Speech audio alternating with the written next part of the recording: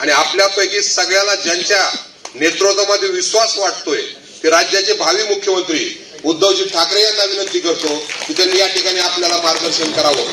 सन्माननीय उद्धवजी ठाकरे.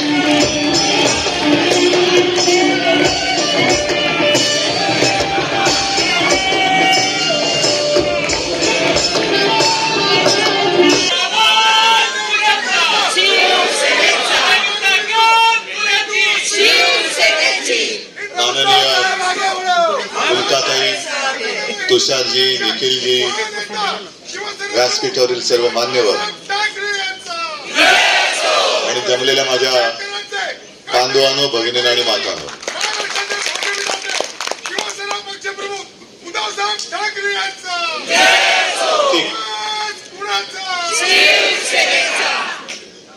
पहिल्या प्रथम मी उल्काताई तुमच्या सोबत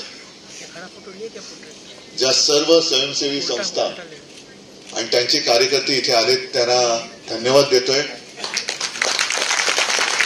कारण तुम्ही लोकसभेमध्ये करून दाखवलेला आहात. तसं पाहिलं तर लोकसभेपर्यंत आपला असा काही राजकीय वगैरे संबंध किंवा संपर्क नव्हता, पण लोकसभेच्या निमित्ताने एक वातावरण देशात झालं की आत्ताच हे जे सरकार दुर्दैवाने दिल्लीत बसले केंद्रात परत, हे संविधान बदलायला निघाले आणि ते निघालेलंच होतं. त्यांच्या मनातलं ते काळं बाहेर आलंच होतं. आता ते किती म्हणो की हा फेक नरेटिव्ह हा त्यांचाच शब्द आहे आणि त्याला ते बळी पडले. तसं नाहीये. शेवटी अनुभवाचे बोलही जास्त महत्वाचे असतात. गुरु हा लागतोच, पण अनुभवासारखा दुसरा गुरु नाहीये. आणि म्हणून तुषारजी, आपण जे म्हणालात की आज जो काही निकाल तिकडे लागलाय, काश्मीरमध्ये लागलाय, हरियाणामध्ये लागलेला आहे, हे प्रत्येक राज्य आणि त्या राज्यातली जनता आपापल्या अनुभवाला जागून निर्णय घेत असतं. तसं पाहिलं तर तुम्ही लोकांचा जो आग्रहनामा मांडलात आणि ज्या काही अपेक्षा शिवसेनेकडनं आणि महाविकास आघाडीकडनं व्यक्त केलेल्या आहेत, त्याच्यात वेगळं काय, वेगळी अशी कोणती गोष्ट आहे की आजपर्यंत आम्ही बोलत नव्हतो? तुषारजी, तुम्ही एक आणखी म्हणजे मी आता सगळं पहिलं सगळ्यांचे 2-3 मुद्दे घेतो, मग मला काय थोडं बोलायचं ते मी बोलतो. तुषारजी, तुम्ही एकदम वर्मावरती बोट ठेवलेलं आहे. गुजराती आणि मराठी असा वाद कधीच नव्हता आणि तो होऊ नये अशी आमची इच्छा आहे. पण तुमच्याच भाषेत तुम्ही जे सांगितलं की 2 गुजराती ठग जे तिथे बसले, एक मान्य करावंच लागेल की त्यांनी केवळ मुंबईमध्येच नव्हे तर संपूर्ण देशात गुजरात आणि देश अशी मध्ये भिंत बांधलेली आहे. अयोध्येमध्ये का हरले, वाराणसीमध्ये का पाठी गेले? कारण अयोध्येतल्या लोकांना तुम्ही जाऊन विचारा. मला जी काही अगदी हाताच्या बोटावरती मोजण्याएवढी लोक भेटली, एक तर तिथले खासदारच माझ्याकडे घरी येऊन गेले होते मातोश्रीला. आता अयोध्यामधली लोक ही काही हिंदुत्ववादी नाही आहेत का, जिथे राम मंदिर बांधलं? मग अयोध्येत जिथे राम मंदिर बांधलं, घाईघाईत बांधलं, गडकं बांधलं, निवडणुकीच्या आधी एक उरकायचं म्हणून तो कार्यक्रम उरकला, एवढं होऊन सुद्धा तो तिथला राम तुम्हाला का पावला नाही? अयोध्येत तुमचा पराभव कोणी केला? याचं कारण आज अयोध्येतलं जे चित्र आहे की ते म्हणाले हे सगळे जे काय आम्ही केलं हे कोणासाठी केलं? अदानीसाठी केलं का? लोढासाठी केलं का? जे अनेक कारसेवक तिथे गेले, काही शहीद झाले, रक्तबंबाळ झाले, काहींना आयुष्यभरचं अपंगत्व आलं, हे कोणासाठी त्यांनी केलं? लोढासाठी केलं? कोण? सगळे कॉन्ट्रॅक्टर यांच्या राज्याचे, कॉन्ट्रॅक्टर गुजराती. आता ते तर म्हणतात तिकडे की पुजारी पण तिकडनं आणतात. का करताय हे सगळं?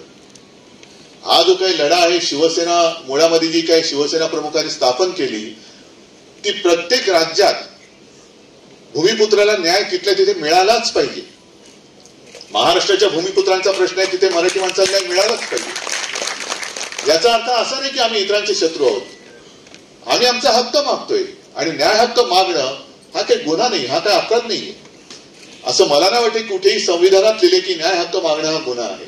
आम्ही न्याय हक्क मागतो आहोत आणि प्रत्येक राज्यामध्ये त्याला तो न्याय हक्क मिळालाच पाहिजे. मग जो आमचा लढा आहे तो मुसलमानांविरुद्ध आहे का? असं मला एक वाक्य शिवसेना प्रमुखांच्या भाषणातलं काढून दाखवा की सगळे मुस्लिम आपले शत्रू आहेत. नाही, आमचा लढा जो आहे तो महाराष्ट्रप्रेमी किंवा महाराष्ट्रप्रेमी आणि महाराष्ट्रद्रोही, देशद्रोही आणि देशप्रेमी, हा लढा आहे. जो आपला देश आहे, ज्या देशासाठी मी जीव द्यायला तयार आहे, असं कोणी जो बोलणारा असेल, आणि काही लोक अशी होऊन पण गेलेत की ज्यांनी खरोखर देशासाठी आपला प्राण दिलेला आहे, तो जात पात धर्माने कोणी असला तरी तो आमचा आहे, हे आमचं हिंदुत्व आहे. आणि ज्याप्रमाणे मी लोकसभा निवडणुकीच्या प्रत्येक प्रचार सभेच्या भाषणात ते काही जणांना पोटात गोळा आला की जे शिवसेना प्रमुख आपल्या भाषणाची सुरुवात करायचे, पहिल्यांदा करायचे की जमलेल्या माझ्या तमाम मराठी बांधवांनो, भगिनींनो आणि मातांनो. मग त्यांना जेव्हा कळलं की अरे जरा थोडा हिंदू आणि हिंदुत्वावरती एक आघात होतोय, मग त्यांनी सुरुवात केली की जमलेल्या माझ्या तमाम हिंदू बांधवांनो, भगिनींनो आणि मातांनो. आणि लोकसभेत मला जेव्हा लक्षात आलं की संपूर्ण देशावरतीच एक घाला आलेला आहे, एक बोगस हिंदुत्वाचा बुरखा घालून माझ्या देशाचं संविधान हे बदलू पाहत आहेत. आणि म्हणून मी माझी भाषणाची सुरुवात केली होती, देशभक्त जमलेल्या माझ्या तमाम देशभक्त बांधवांनो, भगिनी आणि मातांनो. काय चित्र माझं, काय देशभक्तांमध्ये हिंदू येत नाही, देशभक्तांमध्ये मुसलमान येत नाही, ख्रिश्चन जे कोणी असतील ते येत नाही त्याच्यामध्ये. आज सुद्धा महाराष्ट्र रक्षणासाठी, महाराष्ट्र धर्माच्या रक्षणासाठी जो कोणी माझ्या सोबत येईल तो माझा आहे. तो असेल हिंदू असेल, मुस्लिम असेल, ख्रिश्चन असेल, शीख असेल, कोणी असेल, गुजराती आहेत. महाराष्ट्र रक्षण करणं, महाराष्ट्राचा धर्म राखण्यासाठी म्हणून जो कोणी आपल्या सोबत येत असेल तो आम्हाला पाहिजे. कारण हे संकट फार मोठं आहे.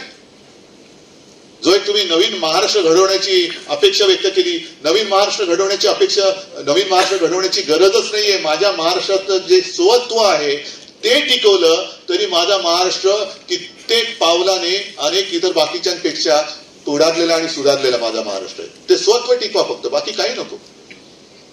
नवीन महाराष्ट्र घडवणार म्हणजे काय घडवायचं, काही नाही. आपलं जे स्वत्व आहे, मला एक सांगा, तुम्ही कोणतेही क्षेत्र घ्या, क्रांतिकारकांचं क्षेत्र घ्या, साधू संतांचं घ्या, समाज सुधारकांचं घ्या, कलाकारांचं घ्या, साहित्यिक आहेत, सगळे अगदी जवान आहेत, असं एक क्षेत्र सांगा की जिथे इतर राज्यांपेक्षा माझा महाराष्ट्र मागे. कोणतंच नाहीये. माझा महाराष्ट्र प्रत्येक क्षेत्रात हा पुढे आहे. हा आपला महाराष्ट्र आहे, माझा महाराष्ट्र. आणि असा महाराष्ट्र प्रत्येक क्षेत्रात पुढे असल्यानंतर काय म्हणून आम्ही या दोन ठगांची गुलामगिरी स्वीकारायची? कोण लागतं तुम्ही आमचे? दुर्दैवाने तुम्ही तिकडे बसलात, आमचंच पाप आहे. कोणी तुम्हाला ओळखत नव्हतं तेव्हा तुम्हाला खांद्यावर बसून आम्ही नेलं, हे आमचं पाप आहे. हे मी जाहीररित्या मला कबूल करावं लागतंय. हे दुर्दैव आहे. पण जेव्हा गरज होती तेव्हा तुम्ही आमचा खांदा वापरलात. म्हणजे खांद्याचे दोन्ही अर्थ होतात. तेव्हाही तुम्हाला दिला, आताही तुम्हाला द्यायची इच्छा आहे राजकारणाकडे.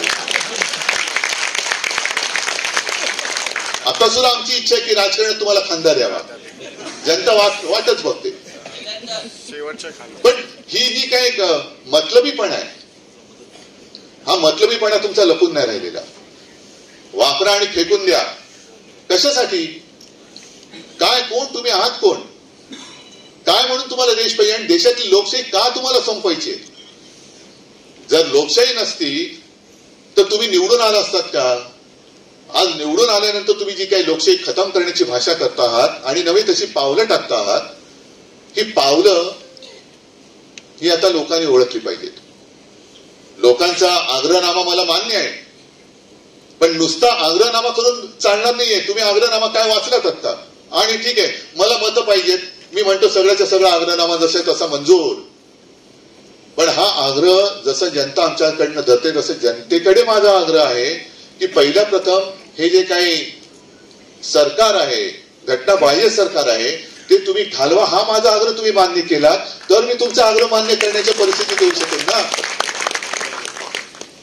एकतर्फी आग्रह होऊन चालत नाहीये. कारण मला काय पाहिजे, मी 1.5 महिन्यापूर्वी षण्मुखानंद हॉलमध्ये महाविकास आघाडीचा जो कार्यक्रम झाला तेव्हा जे जाहीर केलं तेच सांगतो. कारण उल्काताई तुम्ही बोललात की महाविकास आघाडीमध्ये जर काही वाद होणार नसेल तर, मी तेव्हाही बोललो, आत्ताही बोलतो, काँग्रेसने आज नाव जाहीर करावं किंवा राष्ट्रवादीने करावं.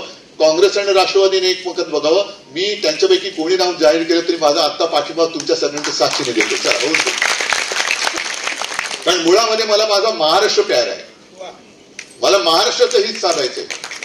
माझ्या डोक्यामध्ये काहीतरी अशी वेडीवाकडी स्वप्न नाही पडत आहेत की मला मी मुख्यमंत्री झालो, मी पुन्हा येणार आहे, तेव्हाच यायचं नव्हतं की पुन्हा कशाला पण महाराष्ट्र वाचवण्यासाठी जे जे करता येणं गरजेचं आहे ते मी केल्याशिवाय राहणार नाही, हा माझा निर्धार आहे. आणि त्याच्या आत जर ही लोक येणार असतील काळ्या मांजरासारखी तर त्यांच्या पेकाटात लाथ घालणार नाही असं कोणी समजू नये, मला घालावीच लागेल. हा जो काही आपण निर्धार केलेला आहे वज्र निर्धार तो फार महत्वाचा आहे. आणि तुम्ही सगळेजण सगळ्या संस्था या स्वयंसेवी संस्था आहेत, म्हणजे तुमचं याच्यामध्ये स्वार्थ नाही. स्वार्थ काय? तुमचा तरी काय आणि आमचा तरी काय? स्वार्थ आपला एकच आहे की माझा महाराष्ट्र आणि माझ्या महाराष्ट्राच्या पुढच्या पिढ्या ह्या स्वाभिमानाने जगल्या पाहिजेत, या दोन ठगांच्या गुलामगिरीमध्ये त्या जगू देणार नाही, हा वज्र निर्धार आपला असला पाहिजे. आम्ही नाही गुलामी पत्करणार, काय म्हणून पत्करायची. आणि मग त्याच्यानंतर जो काही मुद्दा येतो ना की मग हिंदुत्व म्हणजे काय, मुस्लिम म्हणजे काय, ख्रिश्चन म्हणजे काय. मग काही जण मला म्हणतात की तुमचं हिंदुत्व आहे प्रबोधनकारांचं हिंदुत्व आहे. असं नाही, हिंदुत्व हे हिंदुत्वच आहे, पण काळानुसार त्याच्यामध्ये काही भूमिका घ्याव्या लागतात. जे काही मी बोलतोय की मला शेंडी जानव्याचं हिंदुत्व मंजूर नाही, हे माझं वाक्य नाहीये, बाळासाहेबांचं वाक्य आहे. मला देवळात घंटा बडवणारा हिंदू नको, हे माझं वाक्य नाहीये, बाळासाहेबांचं माझ्या वडिलांचं वाक्य आहे. पण काळानुसार जर का बघाल तर प्रबोधनकार म्हणजे माझे आजोबा हे ज्या काळामध्ये काम करत होते त्या काळामध्ये एकतर पारतंत्र्य होतं, हिंदू समाज हा बऱ्याचशा बुरसटलेल्या रूढी परंपरांमध्ये अडकलेला होता, बऱ्याच बुरसटलेल्या होत्या. ते हिंदुत्व मला मान्य नाहीये, अजिबात नाहीये. आणि माझ्या वडिलांनाही ते नव्हतं, बाळासाहेबांनी नव्हतं. पण तेव्हा ते बुरसटलेले हिंदुत्ववादी यांच्या विरुद्ध माझे आजोबा लढले. जो लढा डॉक्टर बाबासाहेब आंबेडकरांनी दिला तसाच लढा माझ्या आजोबांनी दिला. नंतर शिवसेना प्रमुखांचा काळ आला, आम्ही भाजपच्या नादी लागलो होतो. त्यांनी एक जे वातावरण केलं ते आज सुद्धा वातावरण तेच आहे. त्या वातावरणात ते बाहेर आपल्याला आणू इच्छित नाहीये. नेहमी विजय सांगतो की लोकांची घरं पेटवणारं हिंदुत्व आहे आमचं हिंदुत्व, नाही तर घरातल्या चुली पेटवणं हे आमचं हिंदुत्व आहे. आणि शिवसेना प्रमुखांच्या काळात हिंदू मुस्लिम असा वाद होताच तो घडलेला आहे, फार जुन्या काळातला नाही, अलीकडचा आहे. मग तेव्हा हे समाज सुधारण्याचे मुद्दे थोडे बाजूला पडले. आता मी भाजपला सोडलं म्हणून मी काय हिंदुत्व नाही सोडलं आणि सोडणार नाही. पण त्यांचं जे काय चाललंय थोतांड, हे हिंदुत्व आमचं हिंदुत्व नाही हे मला कळलं म्हणून मी त्यांच्यापासून दूर झालो. आता माझ्यासमोर परत ते बुरसटलेले हिंदुत्ववादी जर उभे राहणार असतील आणि त्यांच्याशी मी लढत असेल तर तुम्हाला कदाचित ते वाटणं स्वाभाविक आहे की माझं हिंदुत्व हे प्रबोधनकारांचं हिंदुत्व आहे. हिंदुत्व हिंदुत्वच आहे, हे कोणावरही अन्याय करणारं हिंदुत्व नाहीये, अजिबात नाही. यांचं जे काय चालतं मोदींचं निवडणुकीपर्यंत सबका साथ आणि निवडणूक जिंकल्यानंतर मित्राचा विकास, हे आमचं हिंदुत्व नाहीये. आज या कठीण काळामध्ये म्हणजे ह्यांनी एवढा नालायकपणा केलेला आहे की ज्या शिवसेनेने तुम्हाला कठीण काळामध्ये साथ दिली, सोबत दिली, संगत दिली, काय तेव्हा सत्ता काय हो, आपले महापालिका निवडून येणं, एखाद दुसरा आमदार येणं, खासदार एक दोन निवडून आले म्हणजे स्वप्नवरच वाटत होतं. राज्यामध्ये आपले आमदार निवडून आले, मुख्यमंत्री झाले, पंतप्रधान तर खूप अवघड किंवा अशक्यप्राय गोष्ट होती. मग वाजपेयी पहिले पंतप्रधान झाले, 13 दिवसाचे का होईना पण पंतप्रधान झाले. तेवढं अप्रूप वाटलं होतं की जणू काय आता स्वर्ग दोन बोट काय जणू काय स्वर्गातच आलो, असे ते सगळं वातावरण होतं. एकूण शिवसेना आणि भारतीय जनता पक्षाच्या आयुष्यामध्ये युतीच्या काळात सत्ता किती काळ आमच्याकडे होती. कठीण काळामध्ये आम्ही त्याने साथ दिली होती, हे तिकडे माडीवरती चढले आणि आम्हाला लाथा घालायला लागले. हा जो काही आत्मतलबीपणा आहे हा देशाला म्हणजे केवळ आपल्यालाच नाही तर देशाला घातक आहे, संपूर्ण देशाला घातक आहे. आणि म्हणून तुम्ही संस्था ज्या काम करतात निस्पृहपणाने, काय व्हायचं मला काय नको रे, पण तुझं वाईट होऊ नये ही माझी इच्छा आहे, ही माझी तळमळ आहे. तुमचं लोक का ऐकतात? कारण त्यांना माहिती आहे हा मत मागायला नाही येत, हा माझं मत बनवायला येतो. मत बनवणं आणि मत मागणं ह्याच्यामध्ये फरक आहे. तुम्ही मत बनवणारी लोक आहात आणि त्यामुळे तुमचं महत्व फार मोठं आहे. जिथे आम्ही पोहोचू शकत नाही. ठीक आहे ना, असं धरून चला की जाहीर सभा आहे, आता मला रोज मी लहानपणापासून बघतच आलेलो आहोत. पण तुम्ही जे काम करता ते घरोघरी जाऊन करता, म्हणून लोक तुम्हाला कदाचित राजकारण्यांना ते दार उघडत नसतील, पण तुम्हाला दार उघडतात आणि आपुलकीने तुम्ही त्यांची विचारपूस करता, म्हणून तुमचं फार महत्व आहे. आणि म्हणूनच आजचा हा जो काही कार्यक्रम केला, तुम्ही सुद्धा कोणत्याही राजकारणी पक्षाच्या राजकारण्याच्या वळचणीला न जाणे तुम्ही सगळे लोक आम्हाला आमंत्रित करताय, तुम्ही आमच्या सोबत येऊ इच्छित आहे, म्हणजे नक्कीच ही क्रांतीची सुरुवात होते. ही क्रांतीची सुरुवात होते. आणि तुम्हाला नेमकं काय करायचंय, उल्काताई बाकी ह्या सगळ्या गोष्टी ज्या आहेत त्या तुमच्याकडनं आणखीन मी समजून घेणार. आपण एकदा दोनदा बसलो होतो. फक्त जरा आज सुद्धा मला थोडीशी घाई काय की तुमच्याशी बोलताना घरी माझ्याकडे महाराष्ट्रातून बाकी आलेली लोक मला दिसत आहेत. आता रोज माझे त्यांच्याशी गाठीभेटी सुरू आहेत. तुमचं महत्वाचं काम काय आहे की जनतेला भ्रमातून बाहेर काढणं. आणि भ्रम कोणता आहे की असं धरून चला की आता ही प्रचारची सभा आहे आणि आम्ही सगळे राजकीय पक्षाचे वेगवेगळे लोक सगळे नेते इकडे आलेलो आहोत. आणि मी जर तुम्हाला सांगितलं की तुम्ही मला मत दिलं तर मी तुम्हाला चंद्रावरती घर देईन, तुम्ही काय बोलाल? जुमला नाही, यांना विचारा. येताय तुम्ही? येणार? तुषारजी तुम्ही तर महात्माजींचे पंटू आहात, उल्काताई तुम्ही मोठ्या समाजसेवी आहात, निखिलजी तुम्ही आहात, चंद्रावरती घर नाही देऊ शकत? मी देतो घर तुम्हाला. मग तुम्ही विचार काय करता, अरे चंद्रावरती घर मिळणार नाही मला पण माहिती आहे, सगळे नाही म्हणते, पण हा हो बोलतोय. मग ह्याला दिलं तर मिळणार नाहीच आहे, पण ह्याला दिलं तर हा हो बोलते. एकदा देऊन बघू ना, मिळालं घर तर. आणि मग त्याच्यानंतर निवडून दिल्यानंतर मग तुम्ही काय म्हणालात आता? चुनाव के दरम्यान ऐसे जुमले करने ही पडते हैं. मग त्यांचे अच्छे दिन आएंगे वो गले की हड्डी बन गया. अरे शाकाहारी माणसाच्या गळ्यात हाडं अडकायला लागली आश्वासनाची, तर कसं चालणार असं? हो अच्छे दिन हमारे गले की हड्डी बन गया, हड्डी अटक गई. काय ही सगळी जुमलेबाजी, या जुमलेबाजीमध्ये लोक सुद्धा बघतात की अरे काय करायचं तरी काय. आणि मग दुर्दैवाने म्हणा, कारण मी स्वतः त्याचा अनुभव घेतलेला आहे. प्रचाराच्या दरम्यान मी जेव्हा फिरतो, ग्रामीण भागात फिरतो, आता सुद्धा 1-2 महिन्यापूर्वी गेलो तर संभाजीनगरमध्ये एका शेताच्या बांधावरती उतरला, आमदारच होते सोबत. शेतकऱ्यांशी बोललो, शेतकऱ्यांनी माझ्या पाया पडले की उद्धवजी तुम्ही आम्हाला देवासारखे आहात, तुम्ही आमचं कर्ज माफ केलं, सगळं केलं. ठीक आहे, मी काय उपकार नाही केले. आता जसे योजनांचं यांना म्हणजे नुसतं असं काय शब्द वापरायचं कळत नाही, पण एका मागोमाग योजनांचा पाऊस पाडतायत, अंमलबजावणीचा दुष्काळ आहे, पण एक एक योजना दणादण जाहीर करतायत. आणि मग जाऊन समारंभ करतायत, पैसे देऊन लोक आणतायत, एसटी गाड्या नेत आहेत, फुकटच्या साड्या वाटतायत. आणि मग आल्यानंतर लोकांना सगळ्या महिलांना विचारतात, मिळाले की नाहीत पैसे तुम्हाला? तू काय घरनं पैसे आणलेस तुझ्या? आमच्या हक्काचे पैसे तू ढापलेस. एक तर सरकार स्थापन करतानाच 50 खोके घेतले, म्हणजे गद्दाराला 50 खोके आणि बहिणीला फक्त 1500. फोडाफोडी करताना लाज नाही वाटली, गद्दारी करताना लाज नाही वाटली.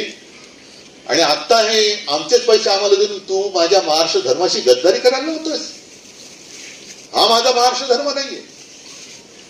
पण जे काही समारंभ चालेत, मी एक तरी कार्यक्रम असा केला की शेतकऱ्यांना जाऊन मिळतात का पैसे, किती जणांना मिळाले, याला माफ केलं. मी नाही केलं असं, कारण माझं मी कर्तव्य केलं, मी माझं कर्तव्य केलं. करोना काळामध्ये सुद्धा जे काही केलं ते पुसून टाकायला बघतायत. अरे तुमची जी काही भाजप शासित राज्य होती आहेत त्यांच्या तुलनेत माझ्या महाराष्ट्राचं काम बघा. आणि तिथे जर का मी मागे पडलो ना तर मी कधी कोणाला तोड नाही दाखवणार. काढा मांडा हिशोब. मग कारण नसताना भुई तोपटत बसायचं, करोना काळातला घोटाळा करू. अरे तुमच्या व्हेंटिलेटर आणि तुमच्या सगळ्यामध्ये किती घोटाळा झाला. एक तर पीएम केअर फंडातला घोटाळा कोण बोलतच नाही त्याच्यामध्ये, एवढे मोठे केले. आता एवढे घोटाळे झालेत की आता 70,000 कोटीचा घोटाळा लागतो. मी काय 70,000 म्हणजे काय सुट्ट्या पैशाचा घोटाळा. एवढे घोटाळे मोठे झालेले. हे सगळे तुम्हाला लोकांसमोर मांडावे लागतील. गावागावामध्ये जेव्हा होर्डिंग लागतात ना, आता तर जाहिराती, हा सगळा आपला लुटीचा पैसा आहे, हे आपल्याला लुटतायत. म्हणजे छत्रपती शिवाजी महाराजांनी सुरत लुटली होती स्वराज्यासाठी, हे 2 ठग माझा महाराष्ट्र लुटतायत, महाराजांचा महाराष्ट्र लुटतायत. आणि तोच लुटीचा पैसा वापरून स्वतःची जाहिरात करतायत. एसटीची जाहिरात, ह्याची जाहिरात, आणि मग सरकारची जाहिरात लागल्यानंतर मोठे मोठे सगळे, म्हणजे यांचं बजेट बघा किती असेल. मोठमोठे सगळे तारका आणि तारे घेत आहेत आणि आम्हाला डोळ्यासमोर काजळ चमकवत आहेत.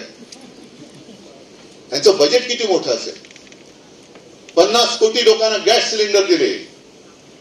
तुम्हाला सगळ्यांना काय वाटेल, मला नाही मिळालं, पण यांचा फोटो आहे, मोदींचा फोटो आहे, सरकारी जाहिरात आहे. सरकारवरती नसल्या तरी सरकारच्या जाहिरातीवरती अजून लोकांचा विश्वास आहे. मग 50 कोटी लोकांना मला नाही मिळाले, पण 50 कोटी म्हणतात म्हणजे बाजूच्यानं मिळालं असेल. बाजूच्या गावात विचारलं तर मला नसेल मिळालं, पण ह्याला मिळालं असेल. हे असं प्रत्येकाला वाटत, म्हणजे जे नरेटिव्ह म्हणतात ना, फेक नरेटिव्ह, हे जाहिरातीच्या माध्यमातून हे बिघाडी सरकार दाखवते तुम्हाला, की आता असं होणार, आता असं झालं, आता तसं झालं. काय नाही, हे सगळं फेक नरेटिव्ह हे ते करतायत. आणि म्हणून मला तुमची आवश्यकता आहे की तुम्हाला गावागावात जाऊन, जे मी सांगितलं होतं 14 साली नरेंद्र मोदींनी केलं होतं चाय पे चर्चा. आता 14 साली चहा कितीला मिळायचा आणि आता कितीला मिळतो तो भाग वेगळा. त्याच्यावरती पण एकदा चर्चा करा. दूध किती महागलं, साखर किती महागली, मग त्याच्यावरती जीएसटी किती लागला, ह्याच्यावरती पण चर्चा करा. आणि शिवसैनिकांनी लोकसभेच्या आधी कार्यक्रम दिला होता की होऊनच जाऊ दे चर्चा. जा गावातल्या वाड्या वस्त्या पारांवरती बसा आणि काय कुठल्या गावात काय योजना आणल्या त्याचा एक आढावा घ्या तुम्ही. करा त्याचा एकदा खडशाच पाडा तुम्ही. काय ही योजना, महिलांसाठी योजना मिळाल्या त्या. शिक्षण, आता तुम्ही जे काय मला एक दिलं त्याच्यात पीजी काय केजी टू पीजी महिलांना मोफत शिक्षण मला वाटतं आहे. पण शिकलेली महिला आपण एसटी वरती वगैरे बघतो, मुलगी शिकली, प्रगती झाली, आणि पुढे काय 1500 देऊन घरी बसवली. मुलगी शिकली, प्रगती झाली, 1500 देऊन घरी बसवली, कारण काम नाही द्यायला आम्हाला. उपयोग काय त्या शिक्षणाचा? शिक्षणाचा उपयोग तरी काय? शिक्षणाचा उपयोग होणार असेल तर या पुढच्या गोष्टी आहेत. उद्योगधंद्याचा नाही पत्ता. कोविड काळामध्ये सुद्धा जे आपण उद्योगधंदे इकडे आणू इच्छित होतो, सामंजस्य करार झाले होते, गद्दारी करून आणि सरकार पाडल्यानंतर सगळे उद्योग कुठे गेले? तुषारजी, मी नाही बोलत. हे वास्तव आहे, हे वास्तव आहे. का मला तुमच्या भाषेत सांगायचं, या 2 ठगांना विचारायचंय, का तुम्ही आमच्या सुखामध्ये मीठ कालवताय? का मीठ कालवताय? का हा भेदभाव करताय? का हे वैमनस्य का वाढत आहे? आणि म्हणून शिवसेनेची स्थापना करताना शिवसेना प्रमुखांनी जे एक सांगितलं होतं, मराठा मराठेतर 96 कोळी, 92 कोळी, ब्राह्मण ब्राह्मणेतर, स्पृश्य अस्पृश्य, घाटी कोकणी असे सर्व भेदाभेद गाडून मराठी माणसाची भक्कम एकजूट बांधा. मग तीच आज वेळ आलेली आहे. आणि मराठी म्हणजे आम्ही तर आहोतच, पण आता तुम्ही सांगितलं की तुमची मातृभाषा मराठी आहे. हे सगळे इथे जन्मलेले आहेत आणि वर्षानुवर्ष इकडे राहत आहेत. ते सगळे आम्ही मराठी मानतोच आहोत. पण ते मराठी मानून आमच्यासोबत येत आहेत की नाही हा प्रश्न आता त्यांना सुद्धा विचारण्याची गरज आलेली आहे. की जेव्हा राज्य संकटात असताना, राज्य लुटलं जात असताना आम्ही लढायला उभे आहोत. अभिमान आहे मला माझ्या महाराष्ट्राचा की संपूर्ण देशामध्ये लोकसभेमध्ये महाराष्ट्राने या मुजोर सत्ताधाऱ्यांना गुडघ्यावरती आणलं. याचा मला अभिमान आहे. नाहीतर 400 पार काय, 500 पार काय, 1000 पार, नुसतं आर पार चालले होते. पण त्यांना गुडघ्यावरती आणण्याचं काम करू शकला तो फक्त आणि फक्त छत्रपती शिवरायाचा महाराष्ट्र करू शकला. आणि तोच महाराष्ट्र आज आपल्याला वाचवण्यासाठी आपण एकत्र यायचंय. त्याच्यामुळे तुमच्या ज्या काही मागण्या आहेत, मी शुक्लाजींना सांगितलं की तुम्ही ज्या काही सगळ्या गोष्टी मांडल्या, बसा आमच्या अंबादासजींबरोबर बसा. अंबादास दानवे आहेत. वचननामा, आम्ही जाहीरनामा आग्रहनामा म्हणतच नाही, आम्हीचा वचननामा असतो. जे बोलतो ते करून दाखवतो आणि जे करणार असतो तेच बोलतो. तर तुम्ही जरूर त्या मागण्या आमच्याकडे द्या. त्याच्यावरच्या योजना काही असतील, धोरणं, एक मला आवडला शब्द, योजना आहेत पण धोरणं नाहीत. हा एक आवडला मला शब्द, योजना आहेत. आणि योजना म्हणजे कशा? हेच मोफत साडी वाट, 1500 रुपये दे, हे आहे, पण हे धोरणात्मक नाही आहेत ना. लोकांना दुर्गामी परिणामाचं काय होणार आहे? किती काळ माझी बहीण 1500 रुपये घेऊन तिच्या बेकार भावाला सांभाळणार आहे? किती काळ माझी आई 1500 रुपये घेऊन तिच्या मुलाला सांभाळणारे बेकार मुलाला ज्याला नोकरी नाहीये, घर कसं चालवणार, मुलाचं शिक्षण कसं करणार? आम्हाला हक्काचं पाहिजे. आणि यांचं जे चाललंय ना की तुम्ही हक्क नाही मागायचे, हक्काचं मागाल तर तुमच्यावरती आम्ही ईडी, इन्कम टॅक्स, सीबीआयच्या रेट टाकू, तुम्हाला जेलमध्ये टाकू, आम्ही देऊ ती भीक घ्या आणि गपचूप पडून राहा, आम्ही सांगू त्या शब्दाच्या बाहेर जायचं नाही. ही मुजोरी माझा महाराष्ट्र सहन करणार नाही, अजिबात करणार नाही. आणि म्हणून आजपासून जे मी म्हटलं की ही क्रांतीची सुरुवात आहे. क्रांती म्हणजे काय लगेच जाऊन काय हाणामारा करायच्या, रक्तानी करायच्या असं नाहीये. जशी पूर्वी बुलेटनी क्रांती झाली आता बॅलेटनी होऊ शकते, बॅलेटनी होऊ शकते. आणि ती करण्यासाठी मला तुमच्या सगळ्यांची साथ, सोबत आणि संगत पाहिजे. बाकी मला भावी बिवी काही नाही. मला दिसतोय तो माझा छत्रपतींचा महाराष्ट्र, शाहू फुले आंबेडकरांचा महाराष्ट्र धोक्यात आहे. तो हे लुटायला निघालेत आणि त्याचं रक्षण कसं करायचं हाच एक प्रश्न माझ्यासमोर पडलाय. पण तुम्ही सोबत आलात, आम्ही तर उतरलेलोच आहोत. आम्ही रणांगणामध्ये उतरलेली माणसं आहोत. महाराष्ट्र धर्माचं रक्षण केल्याशिवाय आम्ही आता थांबणार नाही हा निर्धार करून उतरलो. तुमची साथ, सोबत, संगत लाभली तर हा विजय नक्कीच झालेला आहे. आणि त्याच्यासाठी सोबत राहा एवढीच एक विनंती करतो. धन्यवाद. जय हिंद, जय महाराष्ट्र.